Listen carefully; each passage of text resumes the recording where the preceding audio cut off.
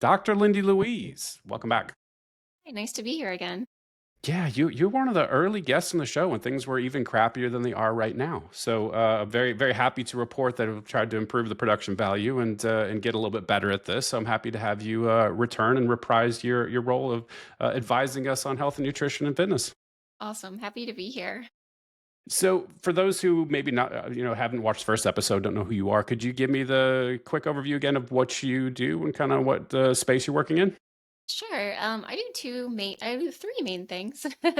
Um, One, I'm a health coach with a physician out of Texas, Dr. Eli Jarouge, and we help people lose weight, get off blood pressure medication through diet and lifestyle choices, and reverse chronic diseases like type 2 diabetes, which leads to a whole host of other chronic diseases. So I'm happy to work with him. And then I also work in orthopedics. So I help patients post op with their recovery from elective surgeries and from trauma as a physical therapist.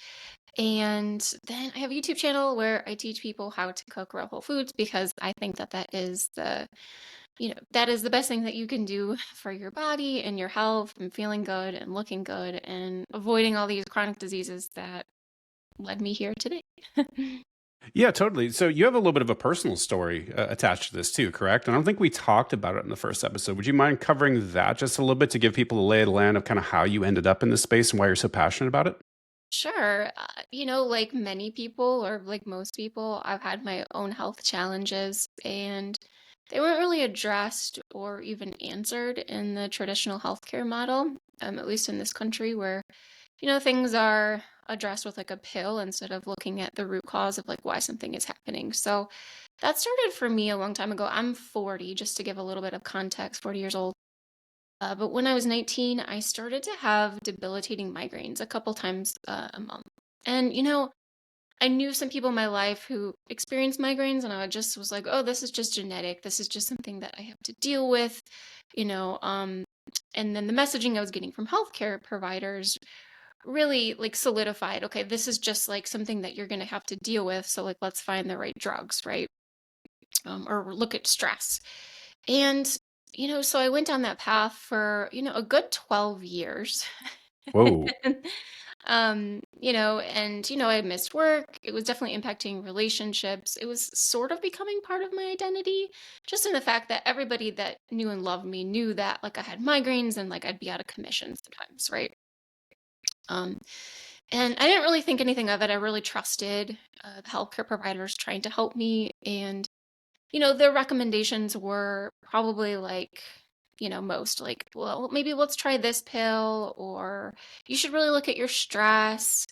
And, oh, this is normal. A lot of women go through this. And it wasn't until I tried the Whole30 diet back when it was like new and popular. I did it just because actually a group of girlfriends were doing it, and we were doing it together, and I was like, oh, cool, this sounds fun. A challenge to do with my friends. Thinking I'd lose a few pounds. Not that I was like heavy, but everybody wants to look their best. And what happened was something that really shocked me. I stopped getting migraines. And that was really the first time I was like, wow, you know, what if someone had helped me 12 years ago by just suggesting I do maybe something like an elimination diet, right? Elimination diets have been around for a while. So that kind of just started. That was the time that I just started to look at everything through a different lens.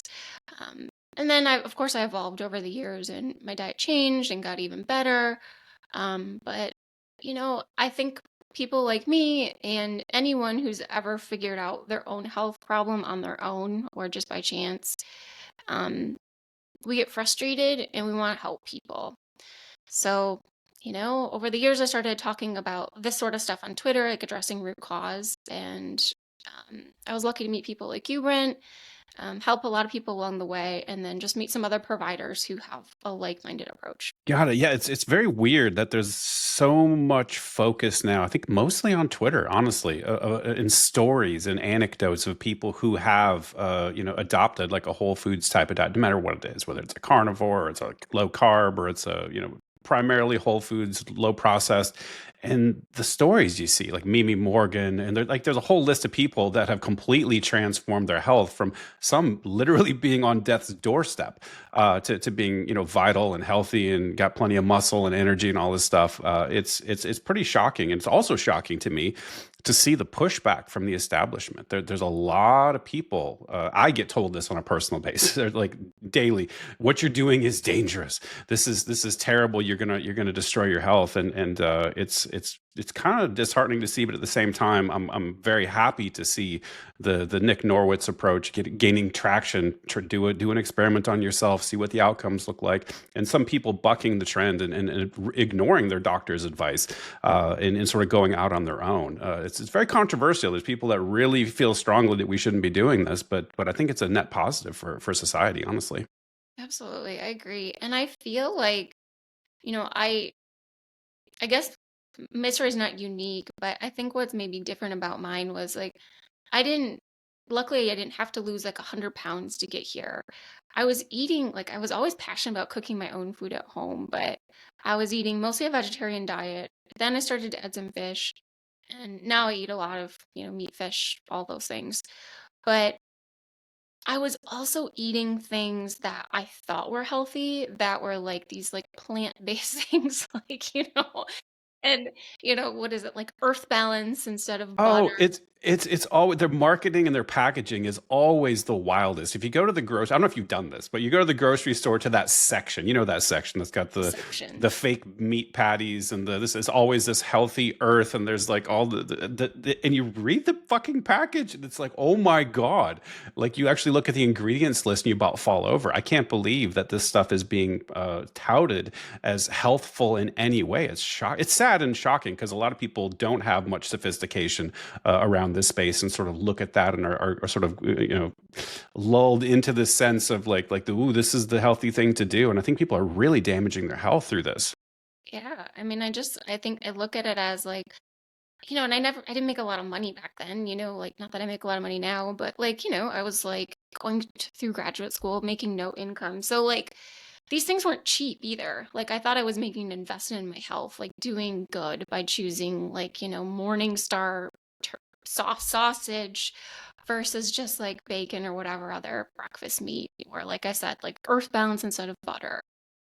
So I wouldn't say like that I thought my diet was, highly, like Doritos, Frito-Lay and all that kind of stuff. But I just like, these plant-based things that were masquerading as health food, but they were really, I think, contributing to my neuroinflammation, which led to these migraines.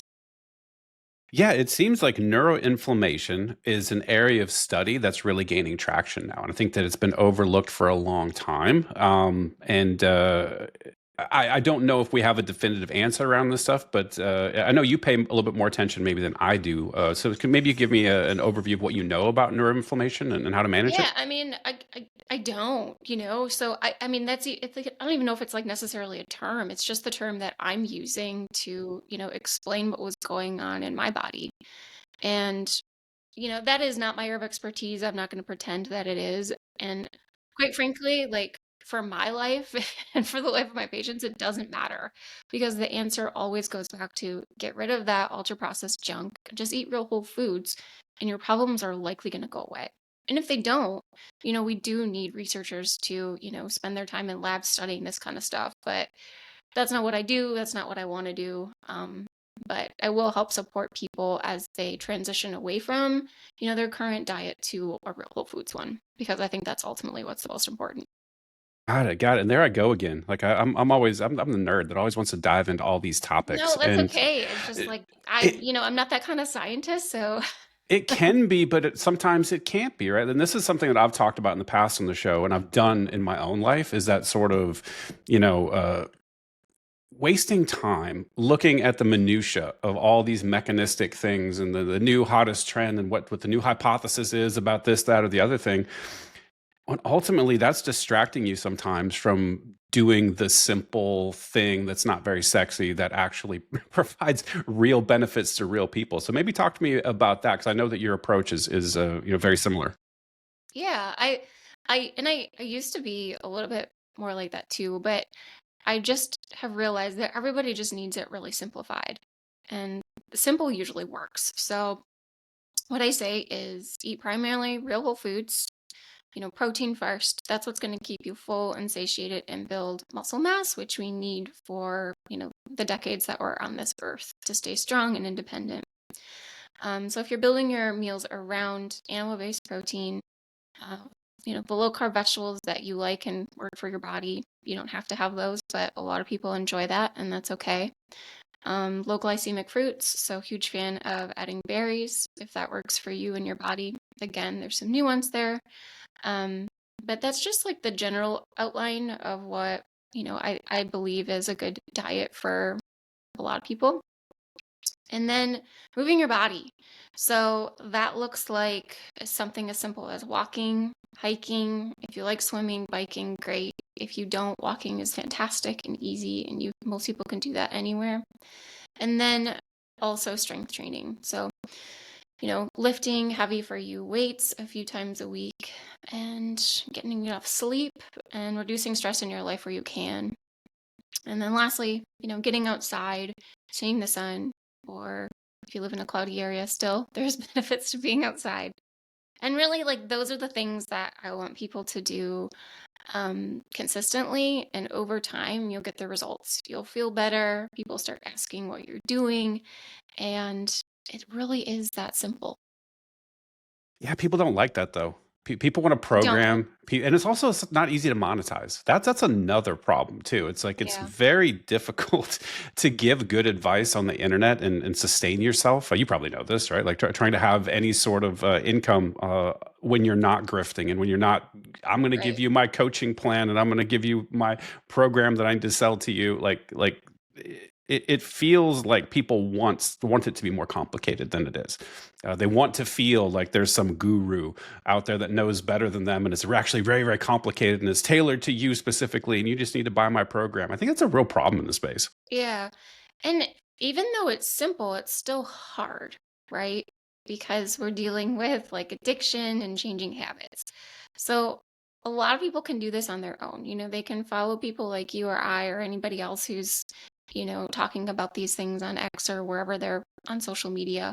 But some people need help. And that's why, Dr. Ela and I have this metabolic health practice where we do provide the one-on-one consultation with the physician, Dr. Eli, and then me as a health coach. So I don't want to say that it's easy and everybody can do it on their own. I don't think that's true. So I think you can monetize it. It's just, I want to make it clear, not everybody needs that, right?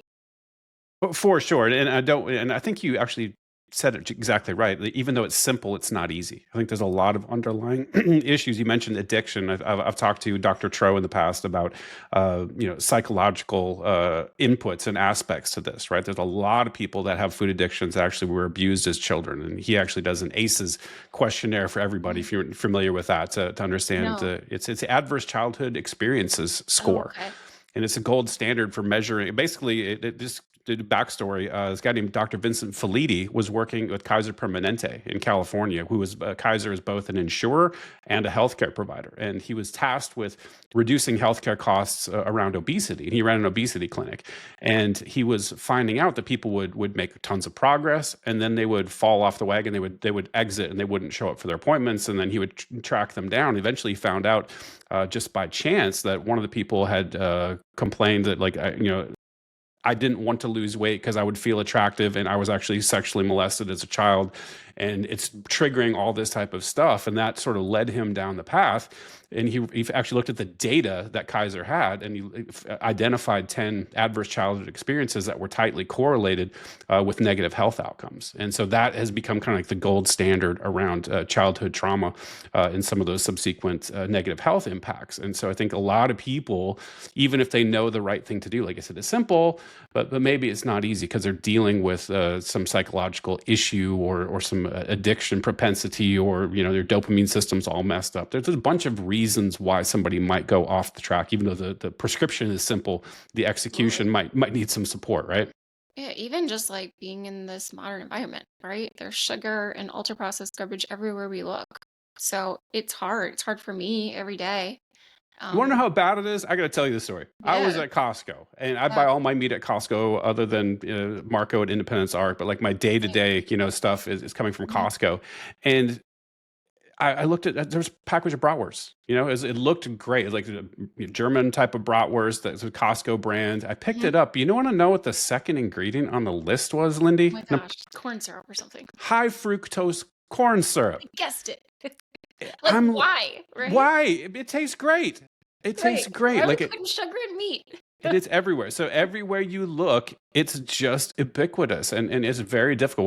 Which I think, like you said, like a Whole Foods. Like, guess what? You get a steak. They're not sliding in corn syrup in your ribeye, right? Like this is very easy to avoid. Right. So Absolutely. No, and I think actually more people need to talk about that. Like, it's hard. Like, even people like you who I just like think that have it like dialed in, you're like, you still have to read labels at the grocery store for things like that.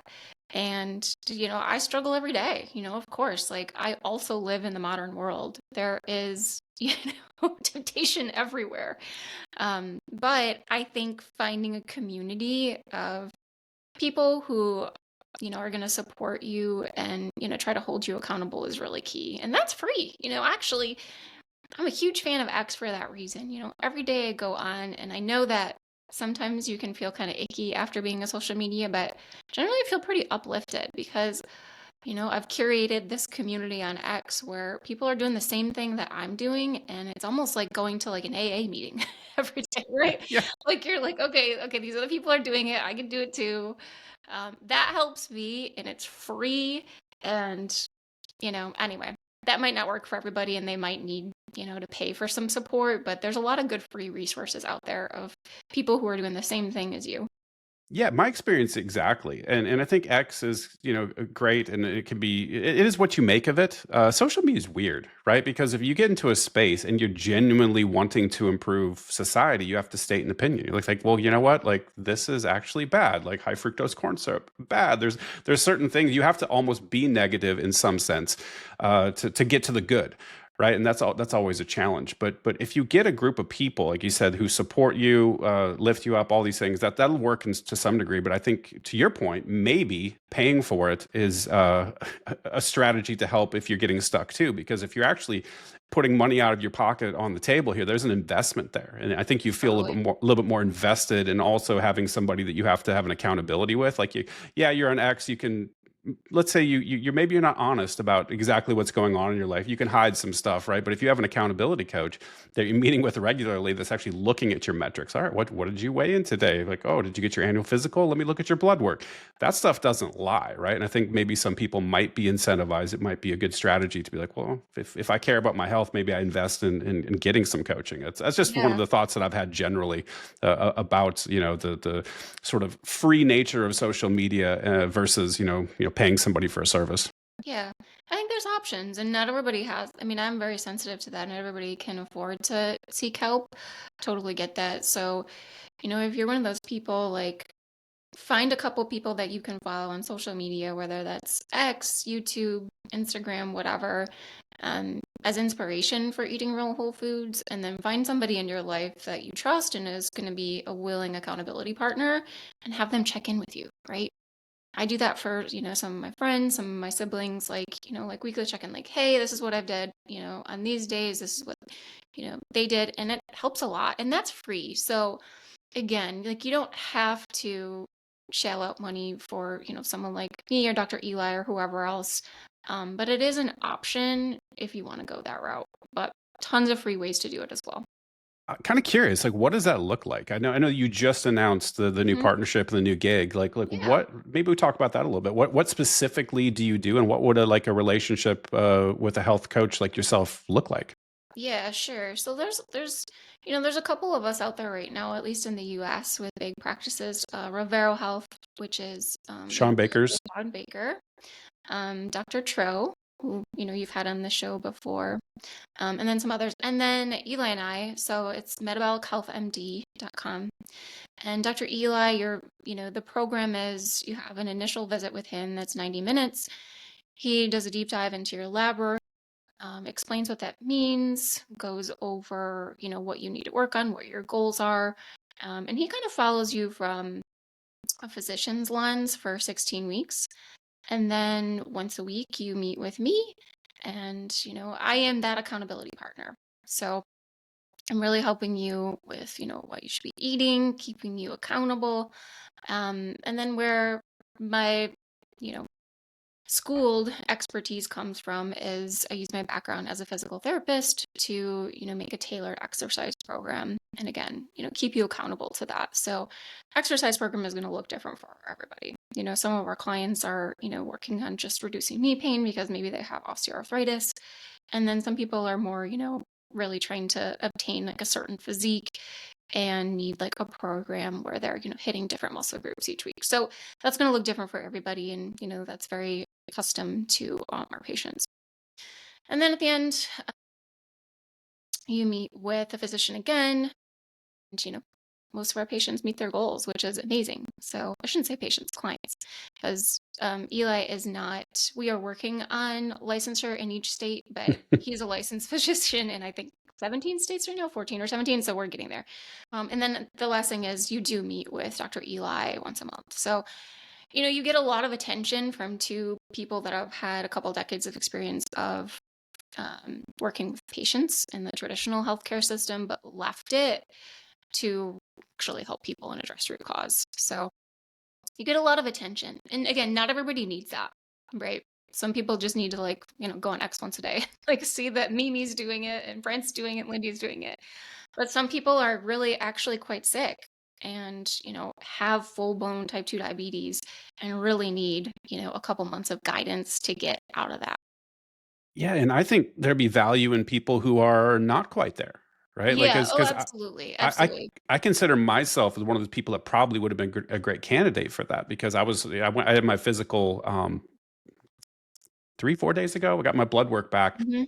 and I was a little bit shocked by that appointment because I'm talking to her about all these different concerns I've got, and I was like, "Hey, I'd actually really love to have my fasting insulin test, right?" Like, and she, well, that's not covered by our insurance, sorry. And they're like, "Okay, well, how do I get it done?" And she's like, "I don't know. It's not coded. I can't even refer you for one." I'm like, what? Oh, to your point, there's no attention given to patients. Like there's basically your test results come back, and are you in the green or are you not? And if you're not, guess what? Medication. Like we're going to have a medication discussion. I was a little bit shocked because I think I went on a health journey and I've lost like Mhm. I'm 75 pounds at this point, Crazy. and my A1C dropped. My HDL to triglyceride ratio is pristine. It's like 1.2, right? Like it's really all these things that indicate my metabolic health has improved substantially, and she's looking at like, well, your total cholesterol is like 117 and is getting close to the edge. Now we need to start talking. Now she's like, you might want to consider whole grains, and I'm like, Oh my God. oh. I know. So it's very frustrating for me, and I think that to your point, that there's a lot of focus not only on your side of the house, but also the traditional medical side of the house. I think they give wrong advice. Obviously, it's like, well, the answer is just pump you full of insulin, and you're going to be fine. Good luck, lol.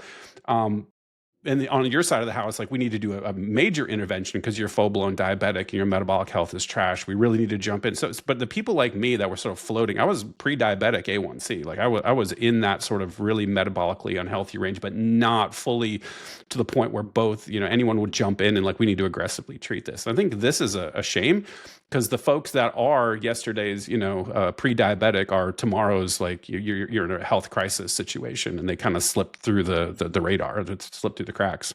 Yeah. And I hope that changes. I hope that we do see the day where you and me can go to the doctor and, not get pushback for asking for those tests or they're just ordered, Yeah, right? right. Because like that's the standard of care, right? But so in that case, are you familiar with Own Your Labs? I'm not. No, I was actually You today looking at Quest Diagnostics. Is like, you know what? Like they missed a great. bunch of stuff. I would love to just go Okay. pay out of pocket to get my own So stuff. And Own Your Labs. I'm not sure if you follow Dave Feldman on X. I think I do. you're definitely familiar with him because he's the one that spearheaded the research with Dr. Nick Norwitz Hmm. on the lean mass hyperresponders. Yep. So that's the Dave Feldman. He has a company called Own Your Labs. So what you can do is it's a la carte testing. So you can go like choose like CRP, fasting insulin, whatever you want, and it's cheap. And you go to a Quest lab, and Oh, that's all you nice. do. Yeah, like you could just go get fasting insulin right now. I don't know the price off the top of my head, but it's probably like $12. Whoa. Well, because I Yeah. looked on Quest's website and it was something like $95 Yep. for So fasting insulin. Own Your Labs. And put that in the show notes because like that is such a phenomenal resource for people who want a more in-depth look at their blood work, but they're getting pushback from their doctor, or they want a cheaper route to look at it. So Got it. That's awesome. that's what I use. It's fantastic. And there's like a couple companies like that. I don't know the other ones off the top of my head, but that's a really affordable way to get what you want. Awesome, awesome. Now, I might be going over my skis a little bit asking you this, but do you have any labs that you would consider? I'm not. This is not medical advice. That you would recommend to somebody like myself, who is like, I really want to make sure that I'm doing the best thing I can do. Obviously, we're doing the basics. We're doing clean eating, we're exercising, doing all the normal things. But I want to have some sort of way to gauge my progress over time, and I want to look at. And labs are great because it's an objective measure. We can track it over time. Would you recommend any in particular that a regular person that might be in that space, that they're not full blown, diabetic or whatever, Yeah. but just wanting to improve their health, like what they should look at? Yeah, and honestly, what I'm going to say right now isn't even a lab, it's your waist circumference. So Mm. getting out a tape measure, and for women, it should be less than 35, and for men, it should be less than 40. So that's like a really good objective way to measure your progress because, as you know, especially if you're doing some strength training, the scale isn't always helpful. Yes, like losing 75 pounds, you're going to see the scale drop. But once you get to more of your ideal weight and you're really trying to track your progress, that is a simple, cheap, free way to measure your progress. Um, and How then do what you you, how do you do it before you move on? Like, so people, in case they're like, okay, cool, I'm going to bust out the tape measure at home yeah, now. Like, what's the proper way to measure somebody's waist circumference? yeah. So I just have like a paper, measuring tape, like the old fashioned ones, like our grandmothers had in their sewing kit, and then you measure it right around your belly button, so right above your hip bones. And there's diagrams. If you look at like waist circumference, on Google, you're gonna find exactly where to do. But like that little sweet spot, like right above your pelvic bones, your hip bones, around your belly button. And that's a great way to track your progress because belly fat is an indicator of visceral fat. Visceral fat Mm. meaning fat that's covering your organs. We don't want that. It behaves badly in our body. That's what we're all trying to get rid of. So I would do that first. And then, as you were saying, like looking at the fasting insulin, which, most physicians aren't going to order yet. Again, I'm hopeful that we'll get to the point where that's part of like the gold standard. But fasting insulin is huge. And then, every doctor that you see is going to order like a basic like blood chem panel. You can look at CRP, so C-reactive protein. I'm not sure if your doctor did that. That Yeah, that just was part of the test. That's the inflammation marker, right? Yeah, exactly. I don't know how sensitive that test is to inflammation. I know it is the gold standard, but interestingly, last year I had a patient. I was treating him for like his like knee or hip. I can't actually remember. And like that was his life research. He was studying C-reactive protein, and he tried to convince me that it's a terrible marker for inflammation. Really? He's like, it's not actually measuring what it is supposed to. And I was like, oh, that's so fascinating because that's like what we use. It's the only thing we use to look at inflammation. So I don't know. He really had me convinced like not to even worry about that too much.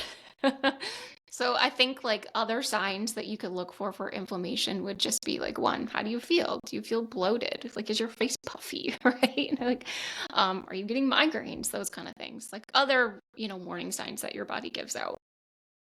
Yeah, that totally makes sense. And I think that falls in the category for me is like if I am doing the right inputs, I'm going to trust that the right outputs are going to align, right? So if I'm eating a very low inflammatory diet, it's all whole foods, and maybe Mhm. I'm eating some anti-inflammatory stuff. You called out berries. Like, freaking love blueberries, man. Like blueberries are such a great low carb snack. It's got a bunch of polyphenols. I know the carnivore people are gonna come after me. Yeah, I'm not full carnivore, Right. everyone. It's okay. You don't Uh, have to be. but you're doing stuff like that. You're taking, some EPA, DHA supplements. Obviously, make sure you check where they're sourced from, make sure they're not rancid, and all those things. There's websites that you can do that on. You're doing some of those things that you kind of trust that like there's nothing that is in the inputs that would indicate I should be at risk for any sort of inflammatory output, right? I mean, is that the right way to look at this? Is kind of my mental model, but it seems like a good enough heuristic to for it to be applicable. Absolutely. I totally agree with you. So I don't, and again, I don't think we have to be perfect and strive for perfection. I think we have to strive for feeling our best so that we can show up as our best self for ourselves and for the people around us. Yeah, that's a tough one too. So why do you think people do that? Because I've been guilty of that in the past, right? You're sort of like what's that old phrase? Don't make the good the enemy, or the perfect the enemy of the good, or something like that. Like I just want to completely focus on the perfect, and I think I know why I do it. But are you sort of vibe with that whole thing, or know people that are in that same mindset? Yeah, and I think once you go down this path of trying to improve your own health, I think it's really easy to get into that mindset that you have to be perfect. And I don't know if I have a great answer for you because I feel like I struggle with that. Sometimes I stress myself out about trying to make the best decisions every day. And that's actually been one of my focuses this year. Like you don't have to be perfect. You don't have to look perfect. Like you're an aging human. Like you're gonna look different than you did 10 years ago. So I don't know if you have any tips, but that's like I think that that's a struggle that we all go through. Well, I don't know. I guess it depends on the person, right? And whether it's actually negative for you. For me, I think my psychological profile is such that I kind of do it intentionally because I can tend to slide into the imperfect, right? Like I'm very, very low in trait conscientiousness. Are you familiar with the big five personality traits? Mm-mm. Yeah, openness, conscientiousness, extroversion, neuroticism, openness, extroversion, agreeableness, and neuroticism. Ocean. That's the acronym. The five major dimensions of human personality. And everyone has them. They're mostly heritable. They're like 80% heritable. So not a whole lot you can do about them. You just have to understand this is kind of the way you're wired. My guess is you're probably way high on the conscientiousness scale. I've watched you enough to sort of suss that out. That's probably the case. So it might just be natural wiring. But Yeah. for me, it's like I'm doing the opposite thing. Like I'm one who has difficulty with impulse control, and so for me, erecting a very high standard of perfection and trying to aim that, I'm like, okay, well, if I don't exactly hit it, well, I'm a lot closer than I would be otherwise. That's kind of like my mental model. But I think some other people can get a little bit to a point where it's pathological because they're so naturally wired to be conscientious, and they're sort of striving towards this goal. And I feel like I'm failing myself if I don't hit perfection. I think that can be a pitfall as well for people. Yeah, absolutely. Well, I think you just diagnosed me because I feel like I definitely feel like that's what's going on. So I don't have a good answer for you. I think just cutting yourself some slack every now and then and reminding yourself that you're human and the goal is to live like a long, rich life with independence and feeling strong. Like you don't have to be perfect. Do you struggle with cheats? Like let's say for example, hypothetically, you just flew to Tokyo and like you're Mhm. gonna, you know, have like all the greatest foods in the world at your fingertips, and they're notorious for being full of nonsense.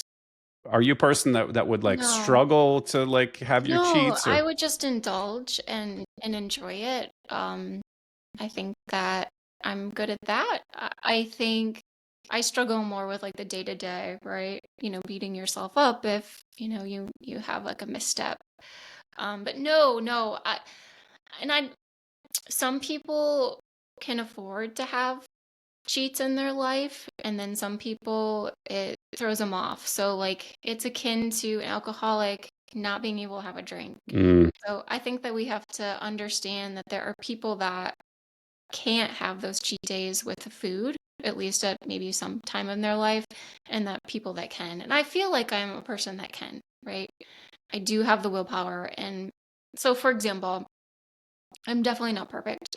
Like on Saturdays, we have this like cookie book at my house. And we let the kids take turns like picking one, and I make it, and I totally eat it on Saturday, and I don't care. Like it's like a nice little fun like family thing that we do. I'm enjoying it. I know it's not good for me, but it's like a fun thing to enjoy with the kids like while they're still in the house because they're teenagers and they won't be here soon, you know? So I don't know. I don't necessarily struggle with that.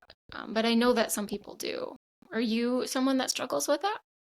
Um, I can, right? There's ways that I can completely fall off the wagon, and it takes me. I always come right back. Like it's not like it's a protracted thing, but you know, like I said, this goes to my psychological makeup. Is as soon as I let down that barrier, it's like you've seen the movie Old School. Like Frank the Tank comes out a little bit, and Hmm. it's like you kind of go and you get to the end of the week and you're just like, oh my God. And you look backwards and you're like, holy shit, I just went on a complete bender. And then it's like, okay, cool, I got to pull myself back. And then I focus on like how, go swing the other Yeah. direction and be super perfect for the next 3 weeks or whatever to account for it. But I definitely have that makeup that lets me slide into that indulgence thing really easily. It's a very, it's like riding a bike. It just so easy to slip back in those patterns. It scares me a little bit when that happens. You're kind of like, "Ooh, boy, that demon's still in there. Gotta put that back in Right. the box." But you're self-aware of it. So I think that that's really key. Like you know that about yourself. So you might have to set certain boundaries and not let yourself do it. Or when you do let yourself do it, get right back on track. Yeah, yeah, and that's been something that's I've had to learn throughout this because I've had been very hot and cold. Like I can go, super hardcore for a little bit, then you sort of slide off, and then you go down the other way. Like trying to find that sort of happy medium and be consistent day to day has been a struggle for me. But I think that this long into the process, I'm doing okay. And to your point, like I'm not looking at the scale necessarily all the time. Hmm. Particularly, this complete tangent, but I started supplementing with creatine. Like I went from zero, and I'm up to like 20 grams per day, which is a fairly Wow. high That dose. is a high amount. But I've seen all the this new emerging stuff about brain health. And it's not Right. just from muscle, but it's also for muscle too. Like I'm going to be turning 50 this year. Like sarcopenia is a thing. I need to make sure my muscle Oh, mass is up. And I'd say 6 8 months ago, I would have been like, I don't want that extra weight in my body. Like I'm right. scared of my scale.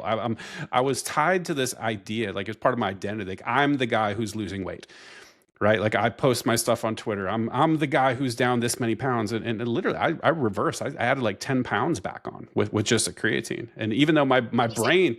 my brain's like, yeah, I know that's mostly water weight in my muscles, and it's not. But there's something in my brain that was just like, but you're getting fat. There's something in there that wants to push back against that. I know we're so hardwired to like just pay attention to the scale. So that's why I want you to do this waist circumference thing.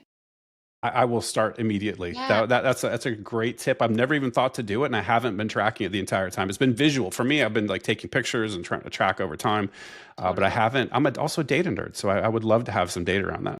Yeah, just start tracking and like that's like a great way to look at your progress. And it's like the whole thing like, oh, your jeans are gonna fit better, right? So like that's what happens when you track waist circumference.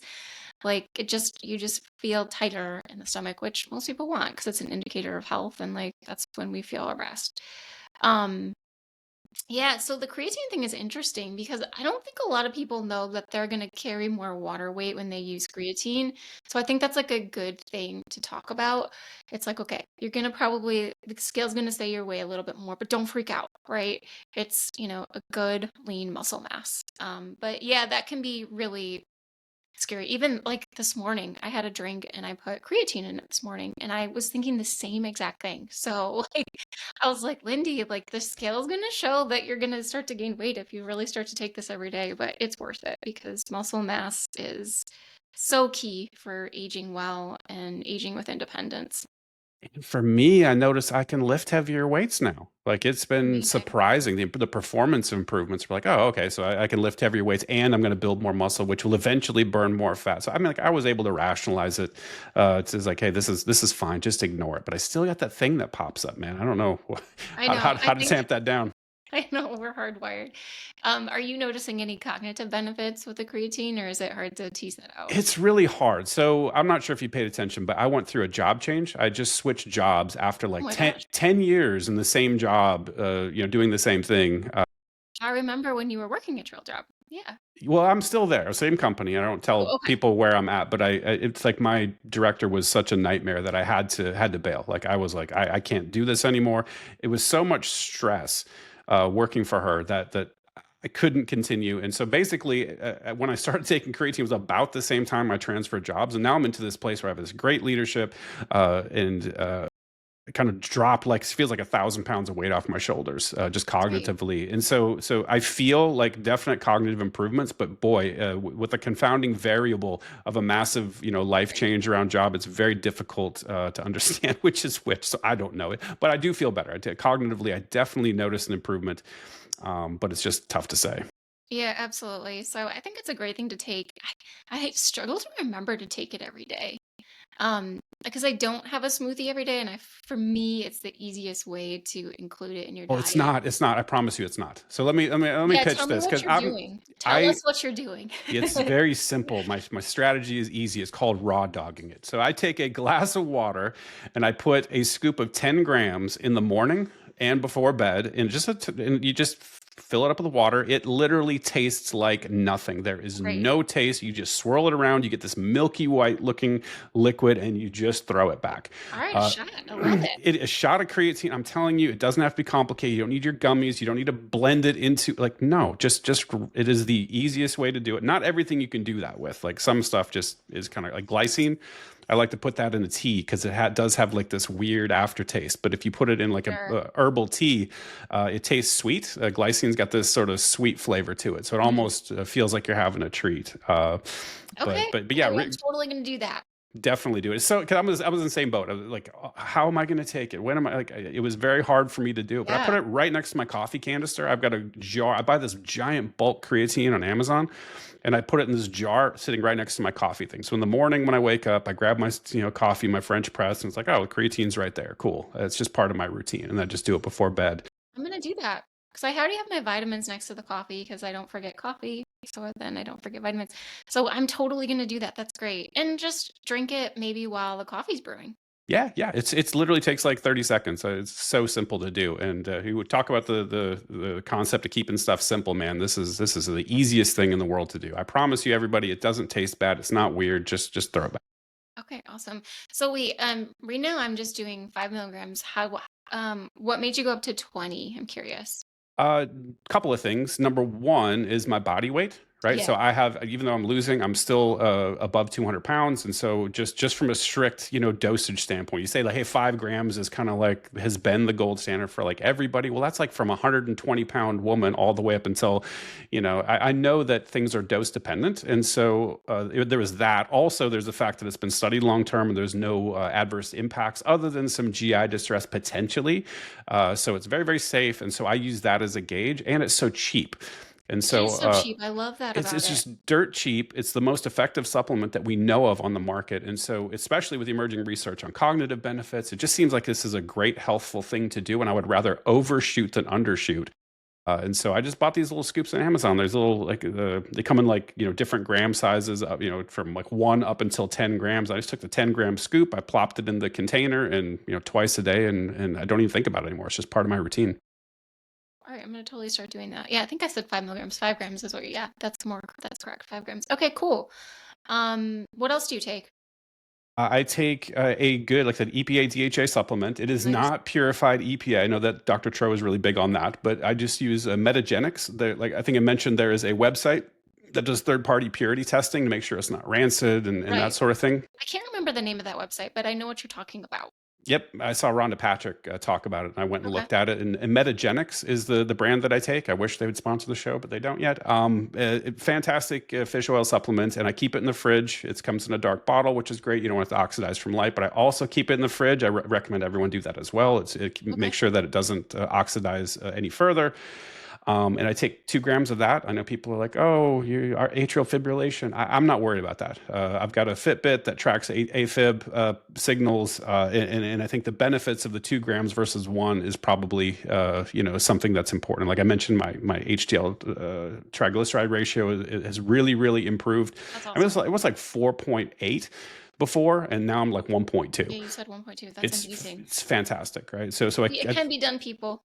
Yeah, yeah, totally. And also the anti-inflammatory benefits, there's all, cardioprotective benefits, all these things. So I definitely do the fish Me too, oil, for and I sure. do magnesium glycinate as well. You take it So at bedtime? I take it 2 in the morning, and I take two bedtime. Plus, I think I mentioned I supplement with glycine Mhm. generally. Yeah. So I do that for sleep, which is something I would definitely love to talk about here as we're getting towards the end. Is the importance of sleep. So for me, I struggle a lot. I drink a lot of caffeine in the day. I've got to cut myself Yeah. off by like noon because I We know need the to half. circle back to that caffeine thing. Okay. Yeah, I'm terrible. I'm an engineer. Like we live on this stuff, We're gonna circle back to it. but I'm like, I've been to like 5 hours of sleep a night for like a long time. That's like the Not most enough, I can Brent. get. It's not, it's No. definitely not enough. And so I've been trying to improve it. And so glycine, I saw Zach Strength post about this, Okay. doing glycine tea before bed. And he's like, it's really great for sleep and you'll have the craziest dreams of your life. Confirmed. Okay. So I will put a full on like tablespoon in some herbal tea before bed, and it definitely helps with sleep. My metrics on my Fitbit have been much improved, but I'm still only like 6.5 hours. I'm still trying to keep moving forward. So I want to talk to you about something you mentioned, which is light. So seems like this is at Yeah. least for me been transformational. I've been learning quite a bit about this, primarily from Dr. Jack Cruz. I'm not sure if you know who he is. Oh my gosh, Lindy, if you want to go down a rabbit hole, Okay. Dr. Jack Cruz, a neurosurgeon, and is really deep in the science around how sunlight impacts everything in your body. There's a bunch of research around this, and he had and you might have heard Dr. Andrew Huberman talk about early morning sun viewing and all these sorts of things. You know where he got that from is from Jack Cruz, Oh, and okay. yeah, so I had it's is wild. Jack is a character, by the way. Jack's Like the OG on light. he definitely is. And there Okay. was a podcast where he and Huberman and they were on Rick Rubin's podcast. I'm not sure if you know who Rick Rubin is. He's probably the most famous music producer in the world. He's some like Oh, okay. bearded guru looking dude. He happens to be friends with both of them, and Jack Cruz doesn't like Huberman very much, and so they kind of mediated this Oh, like 4 or 5 hour discussion. I have never seen Andrew Huberman more humbled in my entire life. oh my gosh. Jack was schooling him, and so after this podcast came out, that's when Huberman started talking about. I mean, rightly so. I'm glad that he was humble enough to accept like, hey, I don't really know everything, and this is wow, Sure. I didn't know this information. He started pushing it out. But the more I've studied just sort of light in general, the more I'm convinced this has to do with a lot of our not only circadian rhythms around sleep, but also overall health. I know you mentioned Yeah. getting outside, right? Getting sunlight, getting fresh air, but Right. I think we are just surrounded by blue light in our houses every day, and we're not getting exposed to the sunlight. I think there's definitely a key component here. And coming from the keep it simple and keep it cheap and free standpoint, just getting outside, man, like even if it doesn't have all the benefits that's being claimed, like I think we all know there's probably some pretty damn good reasons to just be outside in sunlight and fresh air.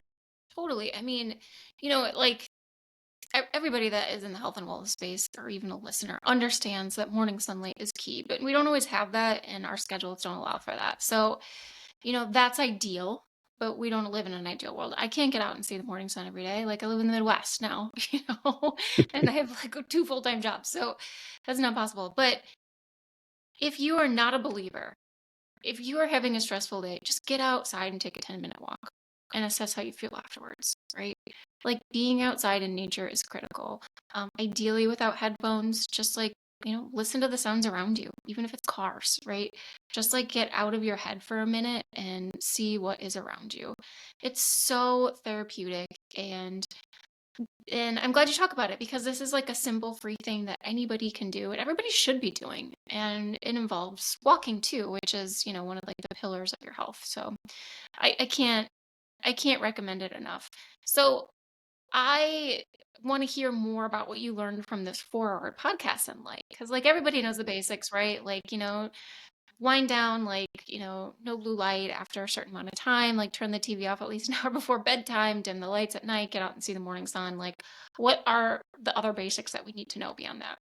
Well, there's not a whole lot of basics other than frequent sunlight exposure as much as possible. Okay. That's on your skin, right? So there's Yeah. vitamin D production, that's a component of it, but also what I didn't realize is that inside your body there's actually light receptors, and your body can actually generate light signals inside of it endogenously in and of itself. And light function plays like a really key role to in a whole lot of systems. Melanopsin is another one, POMC. I mean, it broke my brain how technical this guy was, breaking this stuff down. I don't claim to have completely, sussed it all out yet. But it is basically like getting your body exposed to sunlight. It's been demonized. Like people are in this mindset, like UV light's going to kill us all. It's going to give us all cancer. It's terrible. That's actually the opposite. The advice is, as with much in the sort of centralized medicine world, like the opposite actually tends to be true. And I don't claim to like have a strong opinion on all of those data points, but I've been convinced enough by the preponderance of evidence, not just from Jack, but from, like I said, looking at everything that we know about it. It makes sense enough to me to the point where like I'm going to intentionally try to get myself some additional light and to try to not only help my sleep, but it's claimed that to improve metabolic health as well. Like the Oh, more sunlight you get, you're actually going to improve your metabolic health. Jack claims it's actually more than diet, which is something I'm like, that's a pretty strong claim. I'm not so sure about. But the fact that he's that deep in the science and has that strong of opinion about it, and some of the other opinions he has in other areas, I believe to be 100% true, to the point where I'm at least giving it some credence. Like, well, tell you what, like this is a pretty low risk investment. I'm pretty well melanated myself. In summertime, I get super dark. I'm not like super fair skin. I think the risk is fairly low for me. So this year I'm going to spend a lot of time outside, shirt off. When I go for walks, I'm just going to take the shirt off, get as nice. much sunlight as I can in my body, and try to do the morning sunlight thing as much as possible, and see if I can get my sleep. If I can get up to like 8 hours of sleep, I'm going to be a happy dude, because I'm still like in that 6.5, 6.7 per Yes. night. Can we go back to that? Yeah, yeah, So sure. I want to bring up caffeine. So that's something that's changed for me since you and I last talked. So I love coffee. Love it. Love the morning. Love waking up early morning because of coffee. It's just like the best thing ever. You're Love gonna the have to pry this from my cold dead I know, hands. no, I didn't give up coffee. Didn't give it up entirely. But I gotta say something about sleep. So last year was pretty stressful in my personal life. So a lot of stuff happened. And I was clenching and grinding my teeth at night. Mm.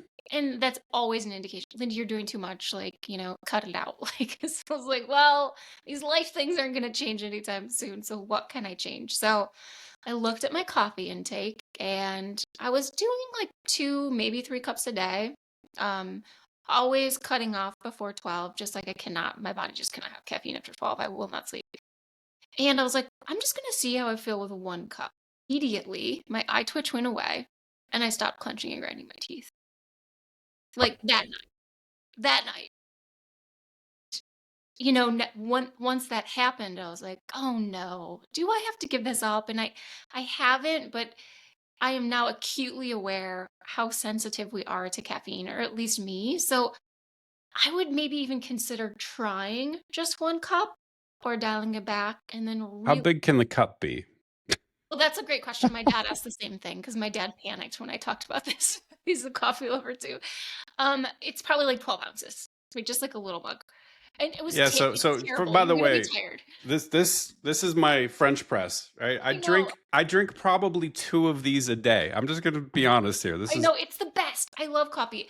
This is such an unfortunate truth for me. And it's still like I want 3 cups a day, always still. But I feel it. Like the eye twitch comes back, like the crunching and the grinding, just because I'm still under some stress right now that won't change anytime soon. But the caffeine really helps. And I was sleeping like a baby when I took mm, it. wow. And I slid back a little bit. I went on vacation with my family a couple weeks ago and, didn't limit caffeine. And I definitely felt it. I was sleeping better because like I was, outside and seeing the sun every day, but I still felt like my jaw was just like a little bit more clenched. So I don't know. You might give it a try and see how it feels. I might run the experiment. That's antithetical to everything that I am, but I probably could stand to use the experiment, because And you know I. what else? Mm. I felt like more calm, more patient, and less anxious in the afternoon. I was And I going to ask, do you suffer from anxiety generally? I don't think I'm like a super anxious person, but it was really interesting to like know myself off caffeine. And I was like, oh, maybe this is who I am. Maybe I'm a different person than I thought. Because I'm 40, since I was 18, I'm like doing 2, 3 cups of coffee a day. And even when I'm sick, like I love it. So I'm just learning more things about myself and who I really am without caffeine. So it's been really interesting. I'm not ready to give it up yet. Other people who have done this are like, Lindy, just give it up. And I'm like, no, I love it so much. But I don't know, play around with it and just see how you feel. Yeah, I've seen a lot of stuff on this. I think Michael Pollan. Do you know who Michael Pollan is? Oh yeah, I read Michael Pollan when I was really young, and I think he's why I became a vegetarian. But Oh, that's really? Oh, interesting. obviously I'm like the exact opposite of a vegetarian now. But anyway, I do like his work. I think he's great. What was he saying about it? He was on Rogan and he was talking about this thing about how powerful and potent a drug caffeine actually is. And he didn't experiment. I think he went like a year or something without caffeine and reported back. And he was just like, "Holy crap! I'm a completely different person afterwards." So I was certainly, when you were speaking, I was like, "Oh boy, yeah, I probably got some issues here." Yeah, I mean, I like I said, like I feel like I'm getting to know myself for the first time. And I liked her. I liked her. I've had a little too much caffeine today, so you know, I could be better. Give it a try. Or listeners, give it a try if you're not convinced. I was not convinced until I did it myself and I felt better. Yeah. So, do you do anything else then? Because I know that Chris Williamson is big on, obviously he's sponsored by Element, and so talking about the adenosine system and how, hey, it's not even active for the first like 90 minutes you're awake, and try electrolytes. Do you do any electrolyte supplementation, or you just I raw do. dog I'm it? actually drinking Omen right now. Not sponsored. I just love it and it makes me feel better. I know it has like natural flavors and some other stuff in it, but it honestly makes me feel better. So I'm gonna keep drinking it Yeah, a lot of the current. times a week. How about you? I don't. I've got some unflavored electrolyte powder, Hmm. but I haven't been using it frequently. Thinking about it, I'm not sure if it's going to benefit. I don't know if I noticed any benefits last time. It's really for training. I'm training for a ultra marathon this year. I'm not sure if you knew that, but Jordan Jordan Goldstein talked me into Zach Hummel is having a backyard ultra, or not. He's not having it, but it's the Prairie on Fire. It's in Indianapolis, and it's going to be a all day. It's basically 4 mile loops repeatedly until you can't anymore. So I'm doing that in September with those folks, and so So I good for bought you. it for training. I don't know if my knee's probably going to fall apart. I think I told you I got the knee damage, but I'm just like, whatever. We'll put a new knee in if we need to, I guess. Great surgery. Treat knees every day. Yeah, yeah. Might be hitting you up in the DMs, be like, Lindy, they replaced my knee. Help. No, that's amazing. Oh my God, that's such a great thing to work up to. I love Yeah, that. yeah. You I should document this on X. maybe. Be super vulnerable. Look at biggest comeback. Oh yeah, I had Chris on a Yeah. couple weeks ago. You should Yeah, document this like biggest comeback style. People will love it and feel inspired. maybe. Boy, I don't know, man. With my full time, I'm like you. I got a full time job and I'm trying to run a podcast. I'm still only up to like publishing episode 25 on Spotify, trying to catch up. I'm like, man, I don't know if I can handle anymore. But maybe I'll grab some of it. Because I don't know. It's like I always wonder like what people are going to care about. Me over here, like on a Thursday doing some training. I don't I know. actually think people care the most about those kind of accounts. Really. Yeah, look at Dave Dana and look at biggest comeback. It takes a lot of vulnerability to put a picture of yourself on the internet, talk about how you're going to get better and document it along the way. I honestly think those are the most inspiring and the best accounts to follow. So, Well, fair enough. Maybe I'll start posting more yeah. content like that. And That that's would a be. really good way to let people know, hey, I have a podcast. Yeah, so nobody's listening still. It's like it's been Oh wild. no, you keep going. You keep going. Oh no, You're I'm all gonna keep going. I'm just laughing because like I've gone to such extents. Like I flew to Dubai and I interviewed Zuby amazing. and like all the like I had Dr. Lawrence Krauss on a couple weeks ago, or no, last month. And like I'm getting these great big accounts that I interview, and I'm still getting no traction.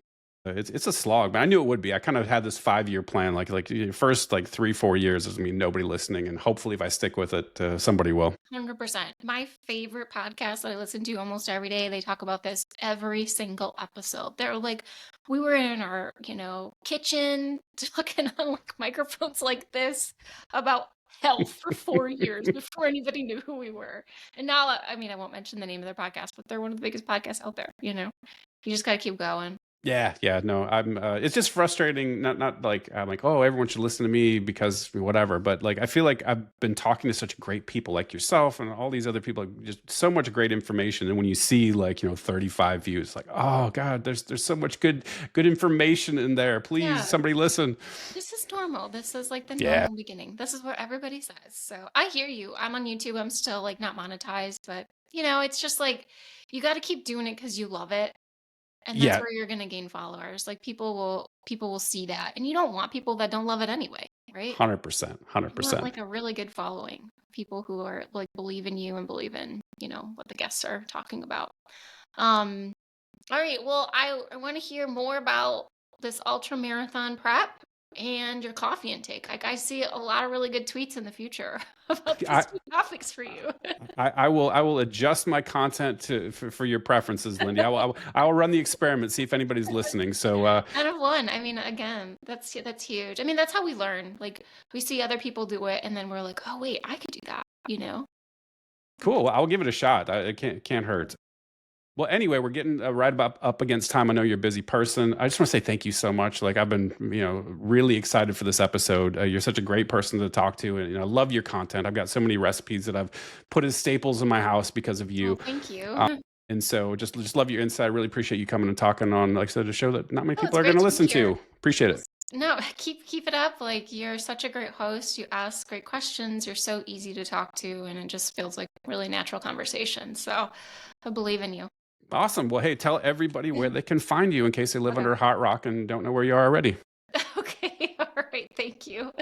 Have a good one. Oh no, you tell them where to find you online. Oh, I'm sorry. I didn't hear that part. Um, yeah, so my handle on Twitter is, I think it's, oh my gosh, I don't even know. I'm Dr. Lindy Louise on Twitter or X. I don't know my handle. I'm the same thing on YouTube where I do some interviews with some healthcare providers or everyday people who, address root cause or want to address root cause to fix issues. But it's primarily a place where you can go to learn how to cook like real whole foods, simple recipes. I'm an omnivore, so most of it's like omnivorous content. Nothing against carnivores or vegetarians. That's just like what I do and what I know. So um, low carb recipes on there. And then if you need help, I am a health coach as well with Dr. Eli Garouge, and you can look at all of our programs at metabolichealthmd.com. And we're here to help you if you need it. So thanks for having me, and it was great to be here. Yep. Talk later. All right, bye. Bye.